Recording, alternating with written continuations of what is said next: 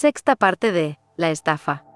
Capítulo 51. La redención pública. La productora de televisión tenía la voz afilada de quien aprendió a sobrevivir en ambientes donde la verdad importa menos que el impacto. Solo una condición, fiscal Armstrong.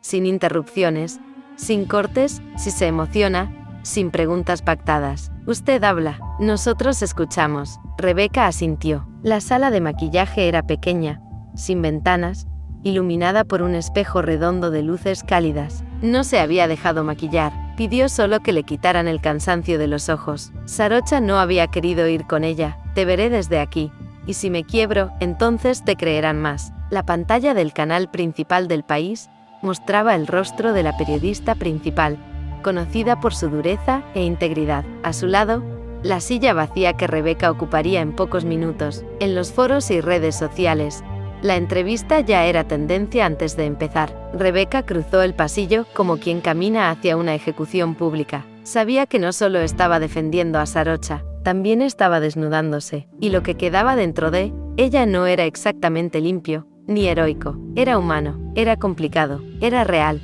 Cuando se sentó, la conductora la saludó con la neutralidad de una buena periodista. Gracias por estar aquí, fiscal Armstrong. Gracias por permitirme hablar. ¿Está preparada? Rebecca respiró hondo. No, no lo estaba, pero esa era la única respuesta que no podía dar en televisión. Estoy lista. La luz roja de la cámara se encendió. El silencio se hizo más espeso que el aire. Y entonces, la primera pregunta. ¿Qué la impulsa a hablar hoy, cuando ya no tiene una obligación legal de hacerlo? Rebecca sostuvo la mirada. La obligación moral, porque el sistema falló, y porque yo estuve dentro del sistema. Lo vi, lo permití, y aunque intenté luchar desde dentro, hubo momentos en que mi silencio también fue complicidad. La entrevistadora no esperaba una confesión tan cruda. Se quedó callada unos segundos. Está diciendo que sabía que Sarocha Chankima era inocente desde el principio. Estoy diciendo que algo no encajaba, que ella no respondía al perfil que querían imponerle. Pero en este sistema, cuando alguien no encaja, es más fácil moldearlo a la fuerza que cuestionar al molde. Las redes estallaban en tiempo real. Se refiere al señor Jensen, y a quienes lo protegieron. Jensen no actuaba solo. Era parte de una red de poder económico, judicial y mediático que manipuló pruebas, compró voluntades y sacrificó personas. Sarocha fue una de ellas. Fue la principal. La cámara hizo un paneo suave. Los ojos de Rebecca, hasta ese momento firmes, temblaron apenas cuando dijo, la conocí durante el proceso. En las entrevistas, destacaba por su dignidad, se veía a kilómetros, la ausencia de maldad o culpa en sus ojos. Luego la conocí un poco más y su historia hablaba de su integridad. Pero el mundo está entrenado para desconfiar de mujeres como ella, exitosas y talentosas. La gente no lo dice, pero lo piensa. Y el sistema actúa en base a lo que la sociedad no dice, pero permite. La periodista la interrumpió por primera vez. Está enamorada de ella. Rebecca no esquivó la pregunta. Sí, el estudio enmudeció. La periodista ladeó la cabeza. Y eso no compromete su objetividad. No, la objetividad no es la ausencia de emoción, es la capacidad de no permitir que esa emoción nuble la razón. Y si algo me permitió ver este caso con claridad, fue mi cercanía emocional, porque lo que nadie te enseña en la fiscalía es que a veces, para entender la verdad, hay que estar dispuesto a sufrir con ella. La periodista hizo un gesto breve. La siguiente pregunta era más filosa. ¿Por qué decidió renunciar a la fiscalía? Porque no podía defenderla desde una institución que ya la había condenado. ¿Se siente libre ahora? Rebecca dudó. Una sombra cruzó su rostro. Me siento responsable. Y eso es más importante que sentirse libre. Sarocha estaba frente al televisor, con la espalda recta y las manos juntas. No lloraba, pero tenía el corazón deshecho entre las costillas. Cuando Rebecca dijo sí sin pestañear, supo que algo había cambiado. No solo en ellas, en el mundo. El programa cerró sin sensacionalismo. La periodista se limitó a decir, fiscal Armstrong, gracias. Rebecca corrigió ella, Rebecca, gracias por la verdad. Al salir del estudio, no la esperaba una limusina ni una escolta, solo una sombra delgada con una capucha gris, bajo la luz amarilla del estacionamiento. Sarocha. Se acercaron, sin decir nada, y cuando sus manos se rozaron, no hubo aplausos, no hubo cámaras, no hubo titulares, solo el sonido sordo de dos almas que sabían, al fin, que habían hecho lo correcto. Esa noche, las redes cambiaron de tono. Incluso quienes habían dudado comenzaron a hablar. El país empezaba a preguntarse qué más se había ignorado, qué otras verdades se habían disfrazado de culpa. Y entre todo ese ruido, Rebecca y Sarocha, por primera vez, pudieron dormir con la ventana entreabierta, porque ya no tenían miedo de ser vistas, solo de ser olvidadas. Capítulo 52. Padre e hija. No lo había visto desde el funeral de su madre. Aquel día, el silencio entre ellos había sido más ensordecedor que los discursos, más duro que el mármol de la lápida. Rebecca estaba sentada en un café pequeño, lejos del centro. Afuera, la ciudad seguía con su ruido. Adentro, todo parecía estar en pausa. El mensaje había sido escueto. Quisiera verte. Solo hablar. Papá. Ella no había contestado. Simplemente fue. Cuando él entró, lo reconoció al instante. No porque fuera él mismo, sino porque sus hombros cargaban el mismo peso de siempre. Un hombre que nunca supo qué hacer con una hija que no era como él esperaba. Vestía traje. Hola Rebecca. Hola. Se sentó frente a ella. Pidió un café sin mirarla. Durante un minuto, lo único que compartieron fue el sonido de las cucharitas al chocar contra la porcelana. Rebecca fue la primera en romper el silencio. ¿Por qué ahora? El padre alzó la vista. Tenía las arrugas más marcadas, el cabello más delgado, pero los ojos seguían siendo los de siempre, aunque esa noche ya no brillaban con juicio, solo con cansancio, porque vi la entrevista y me di cuenta de que, por muchos años, pensé que te estaba enseñando lo que era mejor para ti la medicina, pero solo te estaba enseñando a callar. Rebecca no respondió. No podía. Las palabras de su padre no eran dulces, no eran suaves, pero venían con algo que nunca le había ofrecido. ¿Verdad? Sin condiciones. Quise que fueras como yo, dijo él, bajando la voz. Recta, fría, exitosa. Y cuando mostraste otras formas de ser fuerte, me asusté, porque no las entendía. Ella lo miró. Tenía tanto que decirle. Tantos inviernos sin abrazo, tantas decisiones tomadas solo para no decepcionarlo, y sin embargo, en ese momento, no necesitaba gritar, solo escuchar. ¿Me tienes rencor?, preguntó él, casi en un susurro. Te tuve miedo, respondió ella. El silencio volvió a caer, pero esta vez era distinto. No era una barrera, era una pausa necesaria. El padre bajó la cabeza. Perdón, Rebecca, por exigirte tanto, por no ver que tu manera de brillar era distinta, por haberte juzgado cuando necesitabas apoyo, por no haber estado, ni siquiera en los momentos más simples, los que ahora extraño. Rebecca sintió un nudo en la garganta, no por la disculpa, sino por darse cuenta de cuánto la había esperado, sin admitirlo. ¿Y ahora?, preguntó ella. ¿Qué quieres de mí? El padre la miró, sus ojos estaban húmedos, pero no lloró. Era un hombre que aprendió a amar sin tocar, a pedir sin hablar, nada. Solo quería que supieras que estoy orgulloso de ti, no por haber ganado un caso, sino por haberte convertido en una mujer que elige la verdad, incluso cuando duele. Se quedaron en silencio un rato más. Afuera, el sol comenzaba a esconderse. Dentro del café, el ambiente era cálido, no por la temperatura, sino por algo más difícil de nombrar: la posibilidad de una reconciliación sin fanfarria, sin escenas melodramáticas. Rebecca respiró hondo, y entonces, por primera vez en mucho tiempo, dijo: ¿Quieres venir a casa? Sarocha está cocinando. El padre la miró, sorprendido. Eso es una invitación, es una rendija. Si quieres entrar, no tienes que derribarla, solo toca. Salieron juntos. Él caminaba más lento, ella no lo apuró. En la esquina, él se detuvo. Nunca te pregunté si eras feliz. No lo era, respondió Rebecca, con una sonrisa leve. Pero ahora estoy aprendiendo. Y fue así como, sin gestos teatrales, ni promesas huecas, padre e hija comenzaron a reconstruir lo que nunca supieron construir, desde el respeto, desde el perdón, y sobre todo, desde la verdad, una verdad que ya no necesitaba la dureza del deber, solo la ternura de una segunda oportunidad. Capítulo 53. Nuevo comienzo. El edificio era pequeño, aún en obra. Había polvo en el suelo, cables sueltos colgando de las paredes, y el eco de pasos solitarios que parecían preguntar: ¿de verdad vas a hacerlo? Sarocha caminaba entre los escombros con las mangas arremangadas. Era la primera vez en meses que se la veía sin miedo en los ojos, solo decisión. Rebecca la observaba desde el marco de la puerta, con los brazos cruzados y una sonrisa suave. No parece mucho por ahora, comentó.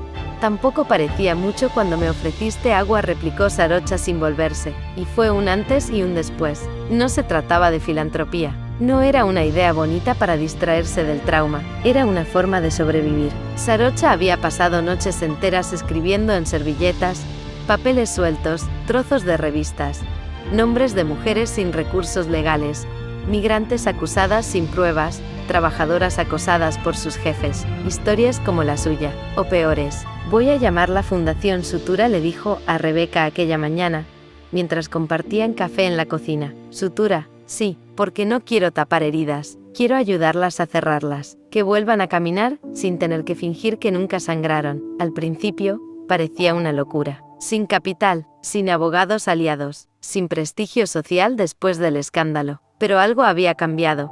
La gente escuchaba a Sarocha, había sobrevivido al juicio, a la cárcel, a la exposición, y aún estaba de pie. Van a pensar que es por marketing, le dijo Irene, desde el teléfono, con su tono siempre realista. No me importa, que hablen, que juzguen, que escriban columnas en contra. Yo ya estuve en el fondo, no tengo nada que demostrar, solo cosas que reparar. Esa tarde, Rebeca la acompañó a la primera reunión con 3 voluntarias, una abogada recién egresada, una psicóloga que había abandonado el sistema por hartazgo y una exinterna de la prisión donde Sarocha pasó sus peores días. No había sillas iguales, no había aire acondicionado, pero había algo más fuerte que cualquier logística.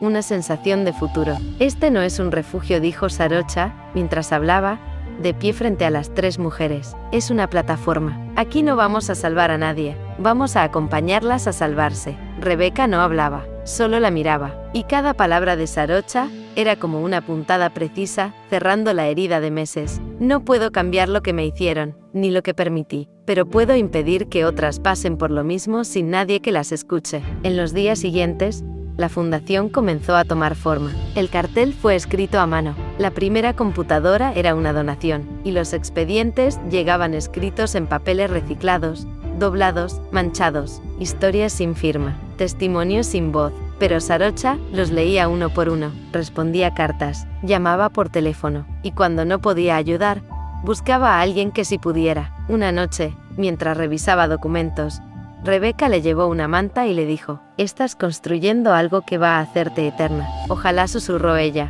con los ojos agotados pero brillantes. «Quiero que esto sea más fuerte que mi nombre, más útil que mi historia». La prensa comenzó a hablar, al principio con sorna, después con curiosidad, y al final, con respeto. «La acusada que ayuda a otras», titularon en un periódico local de sospechosa a fundadora, escribió una columnista feminista, y aunque Sarocha detestaba los flashes, aceptó dar una entrevista, no para hablar de sí, sino de ellas. «Las mujeres que ayudamos no necesitan caridad», dijo frente a las cámaras, necesitan justicia, y a veces, lo primero que hay que hacer para conseguirla es no dejarlas solas cuando todos se callan. Esa noche, Rebeca la abrazó en silencio. Ambas sabían que aún quedaban batallas, aún quedaban noches de insomnio, pero también sabían algo más, que cuando el dolor se convierte en impulso, puede mover montañas. Una semana después, Sarocha recibió una carta. Era de una mujer a la que aún no conocía. No firmaba con su nombre real, solo decía: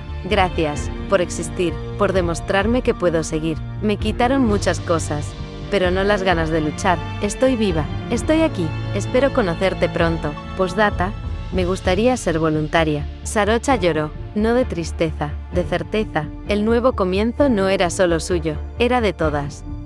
Capítulo 54. No me sueltes. Habían pasado casi 4 meses desde que Sarocha salió de la cárcel. 5 días sin cadenas pero con cicatrices. 5 días en los que dormían juntas, aunque no siempre al mismo tiempo. Sarocha aún tenía sueños que la despertaban jadeando, con la espalda empapada, y Rebeca no se atrevía a dormir del todo, como si temiera que todo fuera un espejismo, algo que el amanecer le quitaría. Esa noche llovía, una lluvia mansa, con olor a tierra mojada, y parpadeos lejanos de relámpagos que no llegaban a estallar. Estaban en el pequeño departamento alquilado, donde aún no habían colgado cuadros. No hacía falta, las paredes desnudas no dolían si estaban juntas. Sarocha estaba en la cocina, descalza, sirviendo té. Rebeca la observaba desde la entrada, con el pulso lento pero alerta, como si el corazón hubiera aprendido a escuchar mejor que a latir. No tienes que cuidarme siempre, murmuró Sarocha, sin volverse. No es eso, es que quiero verte hacer cosas pequeñas, respondió Rebeca. No sabes lo hermoso que es verte servirte y no temblar. Sarocha se detuvo. El vapor del agua se disipaba como un suspiro. A veces siento que no sé quién soy fuera del dolor, pues yo sí. Rebeca caminó hacia ella, despacio. Eres quien puede hacerme seguir o hacerme parar con una sola mirada. Eres quien me hace querer quedarme. ¿Quedarte dónde? En ti. No hicieron el amor esa noche. No era necesario. Lo habían hecho las noches anteriores, en noche silenciosa que les dejaba la piel temblando.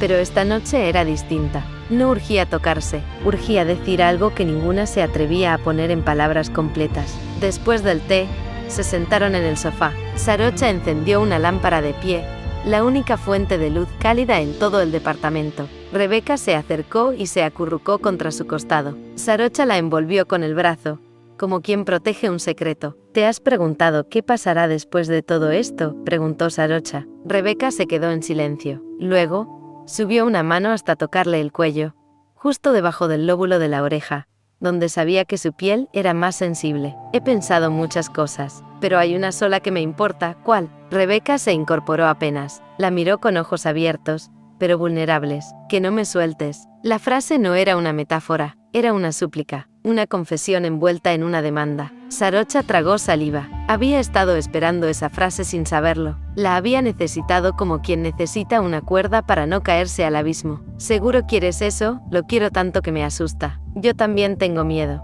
Rebeca asintió, cerrando los ojos por un instante. Después dijo, pero me da más miedo vivir sin ti.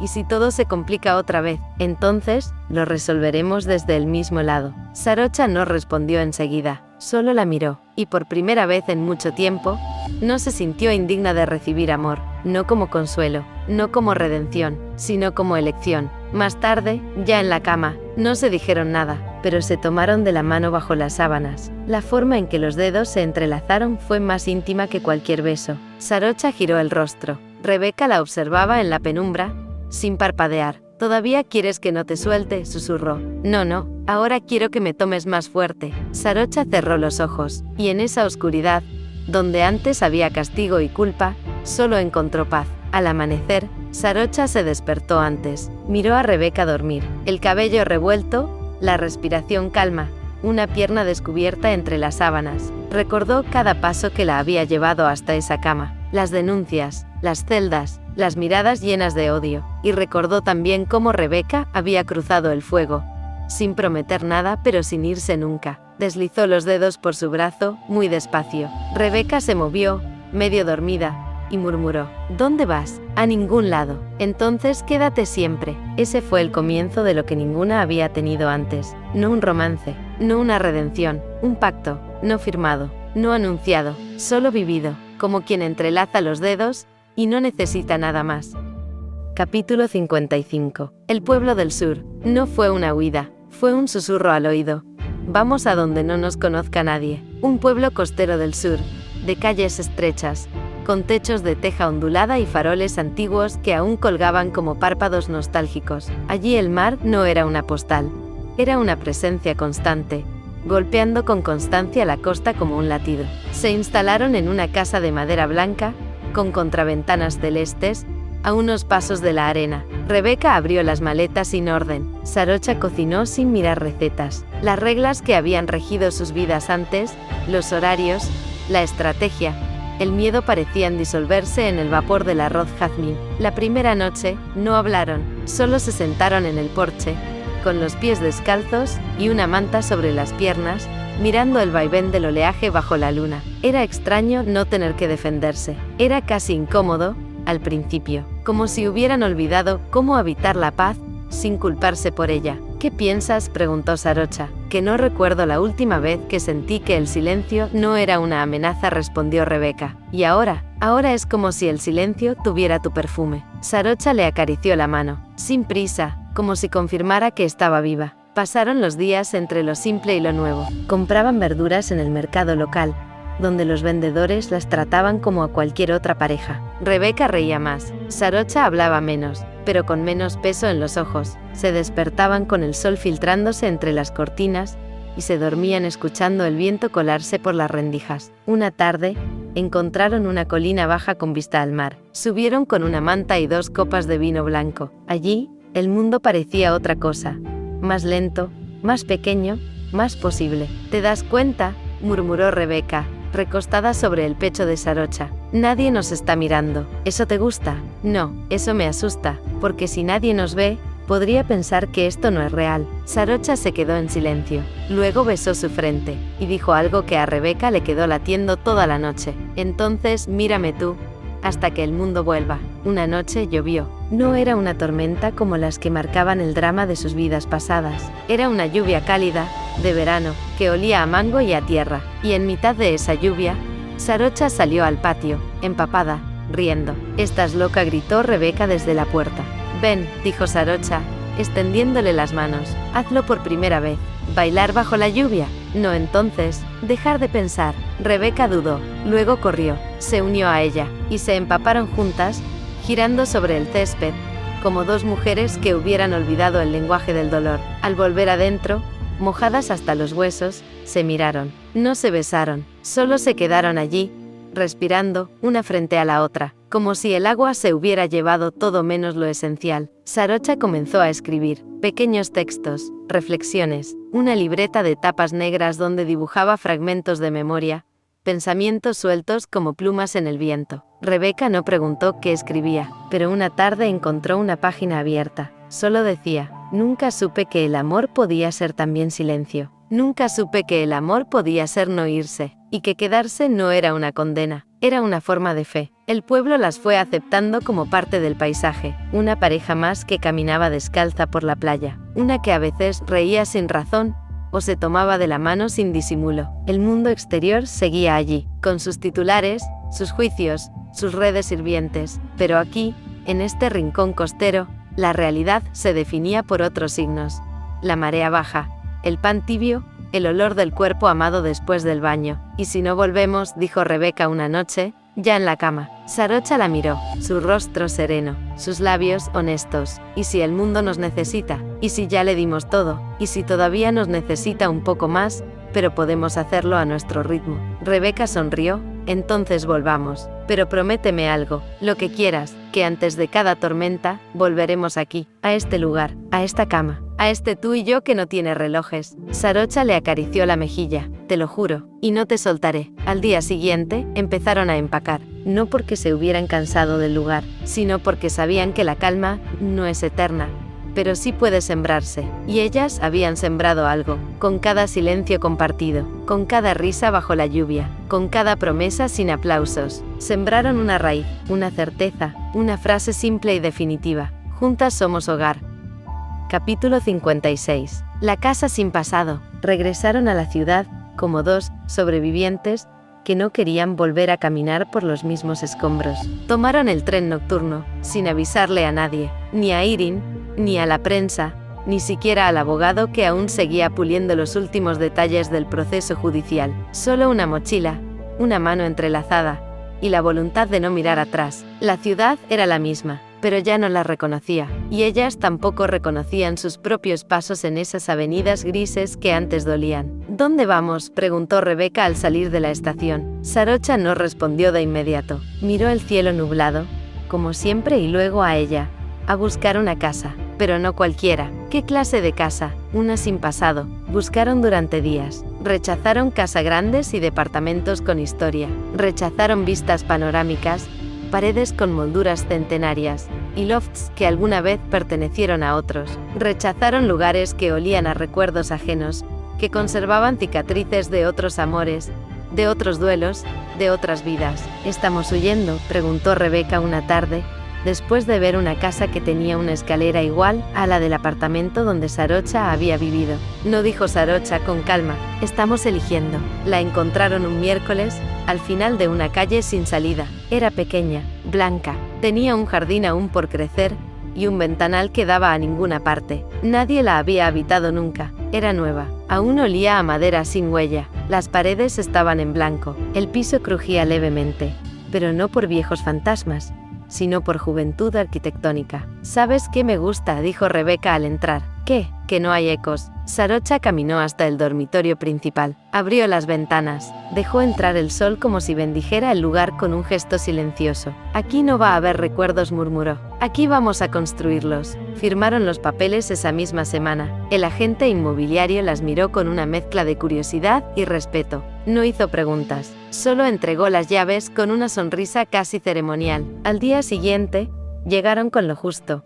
Una maleta cada una, la libreta negra de Sarocha, una planta que Rebeca había rescatado de la casa anterior, y una colcha que aún olía a mar. No llevaron muebles antiguos, no llevaron fotografías, no llevaron el pasado. Pasaron las primeras noches durmiendo en el suelo. Rebeca insistía en que lo hacían para sentir los cimientos. Sarocha se reía, pero aceptaba. Sobre una colchoneta improvisada, bajo el techo nuevo, se contaban historias que no habían vivido, se hablaban como si fueran mujeres recién nacidas. Una noche, Rebeca encendió una vela, la puso sobre el suelo, entre ellas. ¿Qué haces? Quiero bendecir este lugar, a mi manera, con fuego, con luz.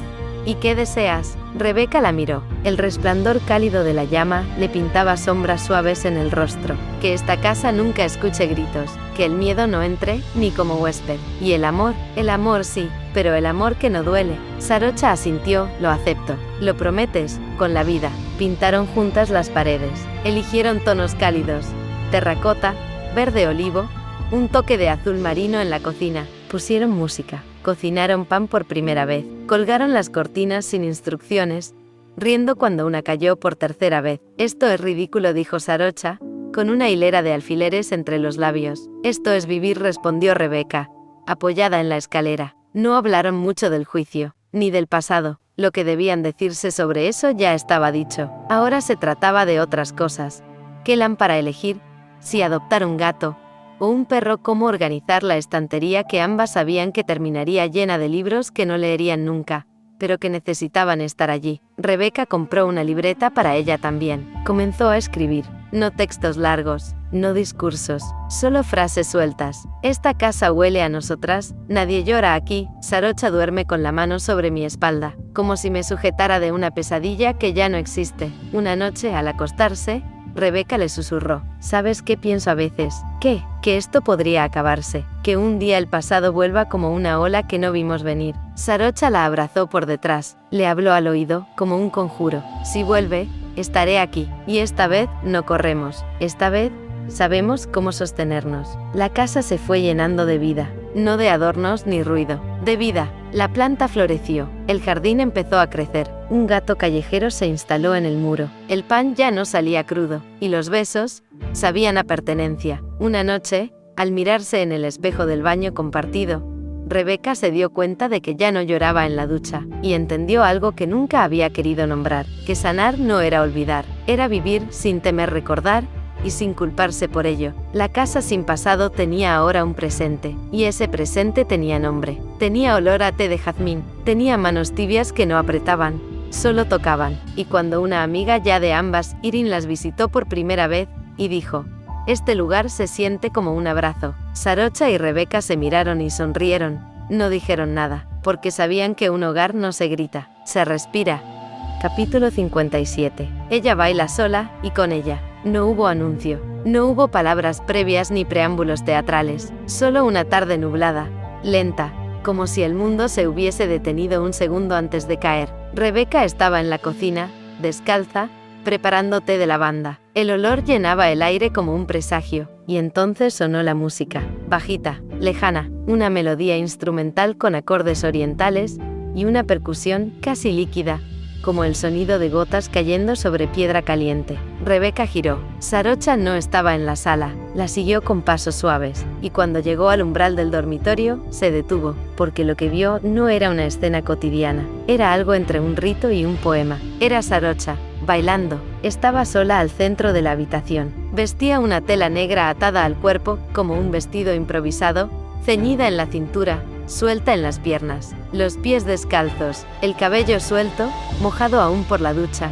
los ojos cerrados. No danzaba para impresionar, ni siquiera parecía hacerlo para sí misma. Lo hacía como si el aire necesitara ser tallado por su cuerpo, como si por primera vez su piel pudiera hablar sin miedo. Y Rebeca no se atrevió a interrumpir. El primer giro fue lento, un movimiento de brazos que no pedía atención, pero la capturaba. Los dedos dibujaban una espiral invisible, como si desatara un lazo entre el presente y lo que alguna vez fue cárcel, porque eso era también una liberación. Sarocha abrió los ojos, pero no miró directamente a Rebeca, la sintió, y bailó hacia ella. La danza no era coreografía, era cuerpo, memoria, silencio hecho forma. Cada paso era una frase, cada quiebre de cadera, una herida que ahora no dolía, cada movimiento de torso, una pregunta sin respuesta. Y aún así, el lenguaje bastaba. Cuando estuvo frente a Rebeca, bajó la cabeza, y entonces, sin detenerse, alzó un brazo y lo extendió hacia ella. La invitación era muda, pero clara.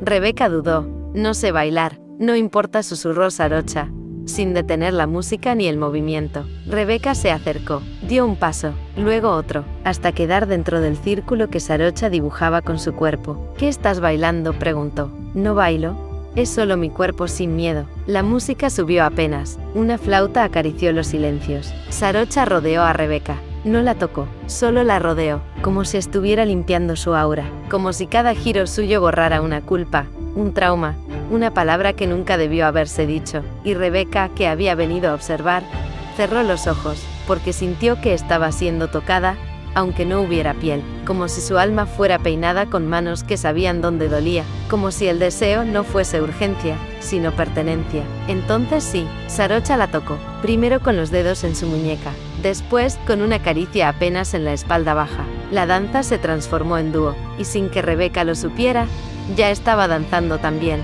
no con técnica, con cuerpo, con respiración, con memoria, y bailaron, como si el cuarto no tuviera paredes, como si el tiempo estuviera suspendido, como si el dolor, por fin, hubiera aprendido a retirarse. Sarocha apoyó su frente en la de Rebeca, y allí, sin música, sin palabras, se dijeron algo que no sabían poner en voz alta. Estoy aquí, no me voy, puedo ser libre contigo. Minutos después, con la música ya apagada, Rebeca la tomó de la mano y la llevó a la cama, no para hacer el amor, no para hablar, solo para sostenerla. Y allí, en silencio, con los cuerpos aún latiendo de tanto gesto contenido, Rebeca susurró: ese fue el acto más hermoso que alguien ha hecho por mí. Sarocha la miró: no fue por ti, no, fue por mí, pero te lo ofrecí como se ofrece el corazón. Esa noche no durmieron pronto, se quedaron acostadas de lado, compartiendo respiraciones, como si el amor no fuera urgencia ni destino, sino esto, un cuerpo que danza frente al otro, sin miedo a ser visto, sin miedo a caer, porque por fin, después de tantas guerras, una bailaba sola, y la otra la acompañaba. Capítulo 58. Hacer el amor sin miedo. No había tormenta, no había silencio trágico, no había lágrimas que presagiaran una despedida, solo ellas, y una noche tibia, quieta, honesta. Fue Rebeca quien apagó la última lámpara. La penumbra no era negación, era confianza, una forma de permitir que el cuerpo respirara sin la vigilancia del mundo. Sarocha estaba en la cama, con las piernas cruzadas, el cabello suelto cayéndole sobre el hombro derecho. La miraba sin prisa, sin urgencia, y Rebeca, descalza, con una camiseta suya y un temblor apenas en las manos, se acercó. «¿Por qué tiemblas?», murmuró Sarocha. «Es tu culpa, tú siempre me haces temblar», respondió Rebeca. Se sentó a su lado, y se besaron, como siempre y como nunca, disfrutando de la otra. Se desnudaron lento, no como un acto erótico, sino como un ritual de entrega, como quien dice: esto es lo que soy, con todas mis marcas. Sarocha acarició una cicatriz en la espalda de Rebeca, la besó como si fuera una flor que recién nacía, y Rebeca, por primera vez, no encogió los hombros. «Te amo», dijo. «Yo también. Pero no es eso lo que importa esta noche». «¿Entonces qué?». «Que no tenemos que huir, que estamos juntas y con la certeza que es para siempre. Porque antes te amaba pero el futuro era incierto, pero ahora podemos soñar». La cama no fue solo una cama, fue altar, refugio, lenguaje. Los cuerpos se buscaron con una calma que dolía de tan profunda. Las bocas se aprendieron como mapas nuevos. Los muslos se abrieron no para ser tomados, sino para encontrarse. Y las manos, esas manos temblorosas, memoriosas dejaron de ser armas de defensa. Fueron puentes. Sarocha se recostó sobre Rebeca con el peso exacto, ni más ni menos. Besó el cuello, el pecho, la boca, los bordes. No saltó ninguna parte. No evitó ningún susurro. Y Rebeca, con los ojos cerrados y las piernas enredadas con las suyas, murmuró: «Hazlo, hazme por favor o moriré». Y Sarocha la amó, no con movimientos ensayados, ni con el ritmo aprendido de otras bocas, sino con la lentitud de quien quiere quedarse, con la suavidad de quien ya no necesita probar nada. Y Rebeca se arqueó, se abrió, se soltó, no como quien cede, sino como quien elige. Los gemidos fueron bajos, contenidos como oraciones, como mantras que el cuerpo repetía para recordarse que estaba vivo, que estaba a salvo. Después del clímax, no hubo distancia. No se giraron a dormir, no se vistieron, no huyeron al baño, se quedaron piel con piel, Rebeca con la cabeza sobre el pecho de Sarocha, escuchando los latidos, Sarocha con la mano entrelazada a la de ella, como un sello invisible, y cuando una de las dos no supieron cuál dijo gracias, la otra supo que era por todo, por no haber huido, por haber esperado, por haber sobrevivido a todo lo que intentó matarlas. «¿Crees que esto dure?», preguntó Rebeca, ya en el borde del sueño. «No lo sé», susurró Sarocha, besándole la frente. «Pero esta noche no vamos a pelear con el tiempo, y si mañana todo vuelve a doler, entonces volveré a hacerte el amor, para recordarte que existe algo más». El cuarto quedó en silencio. Afuera, la ciudad respiraba, pero dentro de la casa, dentro de la cama, dentro de ellas, solo quedaba paz, una paz imperfecta, con cicatrices, pero real. Y cuando Rebeca, entre sueños, murmuró: «No me sueltes», Sarocha respondió sin voz, solo con su cuerpo, abrazándola más fuerte. No habría olvido, no habría culpa, no habría miedo, solo dos mujeres, y el amor que, por fin, no pedía perdón. Capítulo 59. Las flores que no dimos.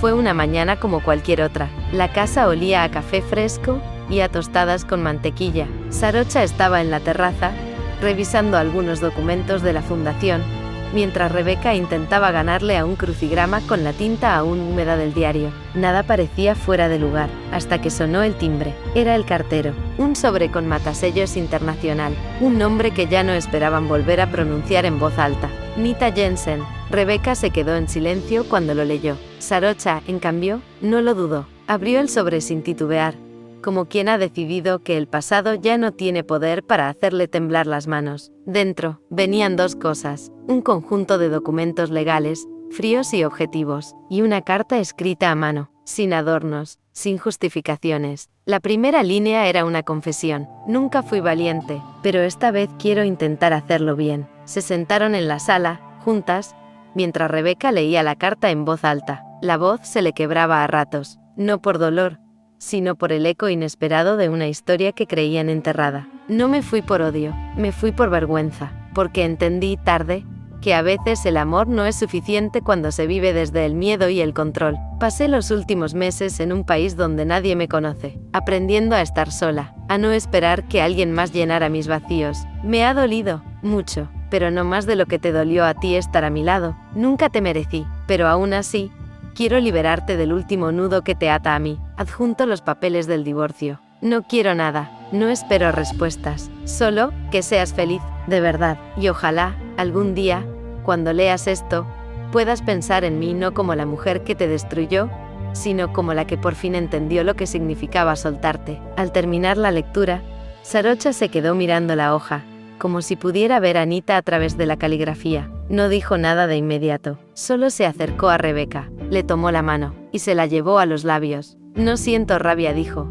«Finalmente yo tampoco», respondió Rebeca. Esa tarde no hablaron más del tema. No había necesidad. Sarocha firmó los papeles con tranquilidad. Lo hizo en la terraza, con el mar al fondo y el sol descendiendo lento. No fue un acto de ruptura, fue un cierre, un puente quemado con gratitud. «¿Vas a enviarle respuesta?», preguntó Rebeca. Al día siguiente no. ¿Por qué? Porque ya no necesito que me vea para perdonarla. Ya no soy esa mujer que esperaba explicaciones para respirar.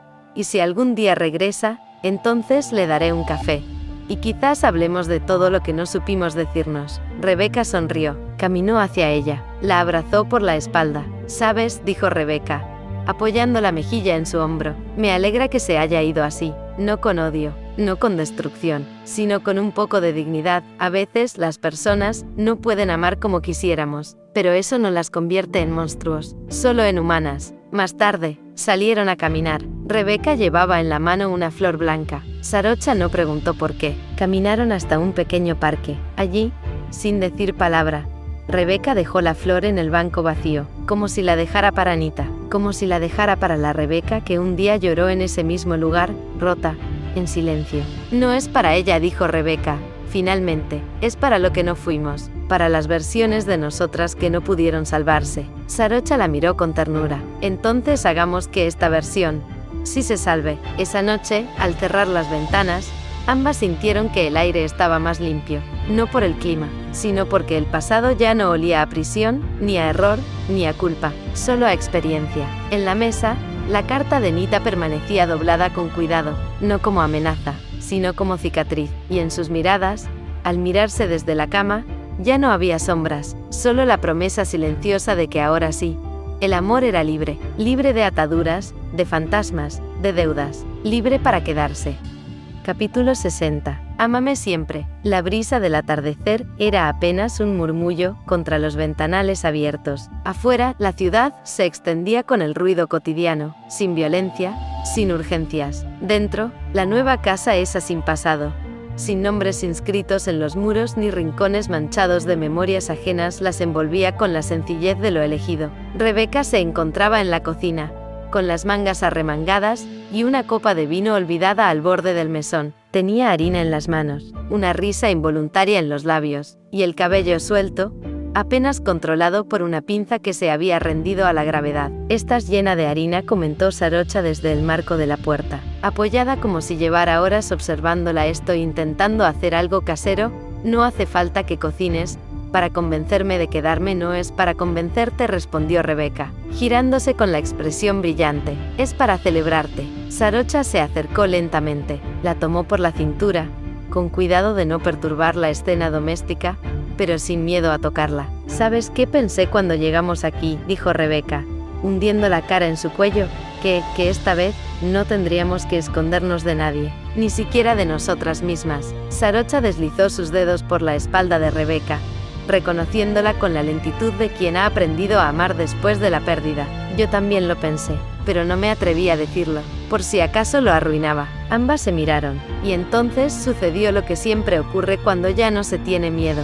El silencio no se volvió una amenaza, sino un espacio sagrado. Más tarde, ya en la terraza, con las luces tenues y el mundo diluido por el sonido de la noche, Rebeca le extendió una manta a Sarocha y se sentó junto a ella en el suelo, como si fuera su altar. «¿Te acuerdas de la primera vez que me miraste sin decir nada?», preguntó. «Claro, no podía. Nuestros roles en ese momento no permitían nada más allá de lo legal. Creo que eso fue lo más difícil de todo. Ni siquiera soñar que tenerte era posible y correcto». Rebeca sonrió con tristeza, pero luego, con valentía, alzó el rostro. «Yo también me sentí así, pero desde que te vi, supe que la vida que había construido durante años era una farsa, donde me lastimé, pero también lastimé a Non.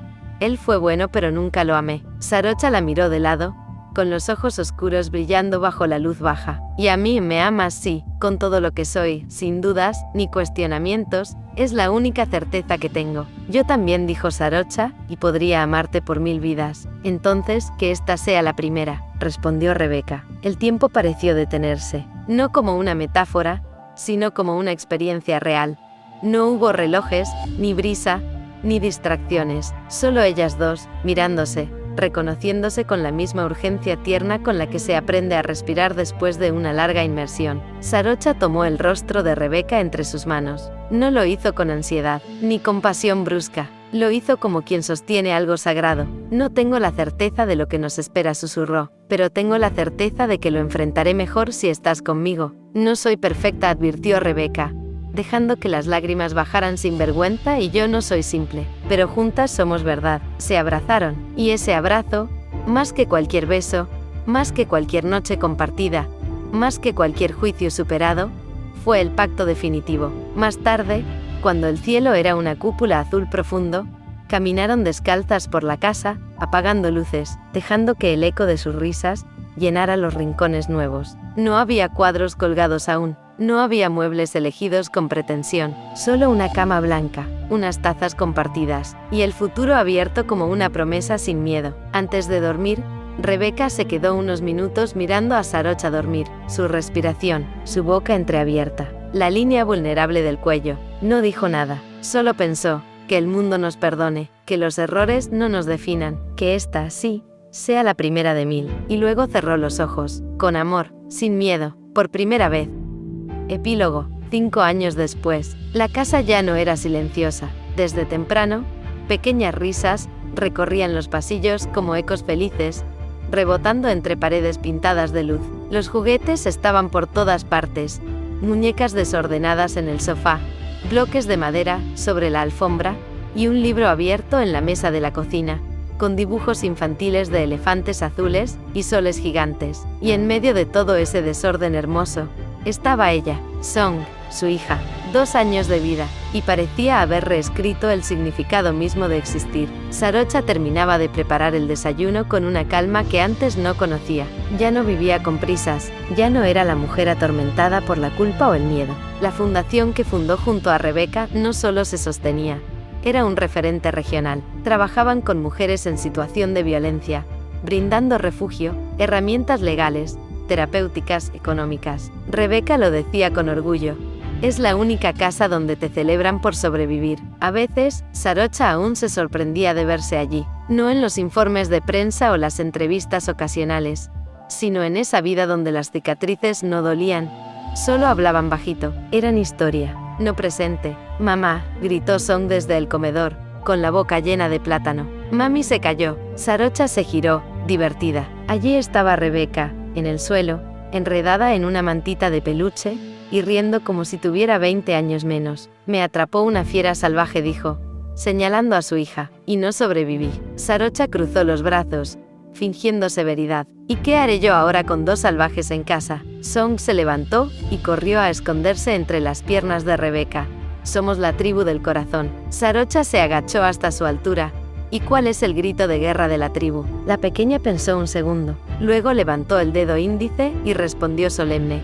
Amor siempre. Ambas se echaron a reír. Era su frase. La frase que habían repetido la noche en que se casaron, 3 años atrás, en una ceremonia pequeña frente al mar, rodeada solo de quienes realmente importaban. Rebeca vestía un lino sencillo y sin maquillaje. Sarocha temblaba tanto al ponerle el anillo que tuvieron que repetir el gesto 2 veces, y al final, cuando se besaron bajo la lluvia ligera, sabían que estaban haciendo algo más que prometerse. Estaban sellando una supervivencia compartida. Aquella tarde, mientras Song dormía, Rebeca y Sarocha tomaron té en el jardín. El cielo estaba claro, y el aroma a jazmín flotaba entre los árboles. ¿Te acuerdas del primer beso?, preguntó Rebeca, girándose con una media sonrisa. ¿Cómo olvidarlo?, respondió Sarocha. Pensé que iba a romperme si te tocaba, pero eras tú quien me estaba sosteniendo. Nunca fue fácil, dijo Rebeca, acariciando su mano, pero llegamos. Mira todo esto. Mira a Song. Es perfecta. Es nuestra. Se quedaron en silencio un momento. Las copas de los árboles crujían suavemente con el viento. El mundo ya no dolía. ¿Crees que algún día le contemos toda la historia?, preguntó Rebeca,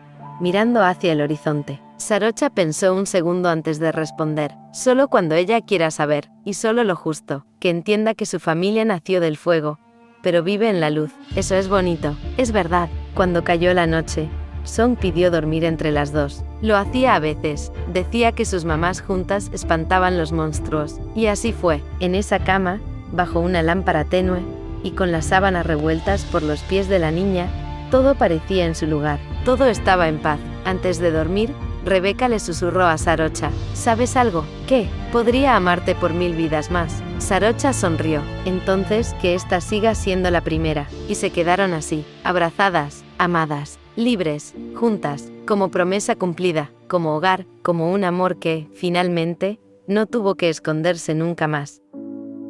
Esta historia ya ha llegado a su final. No olvides suscribirte, darle me gusta, compartir y seguir disfrutando del canal.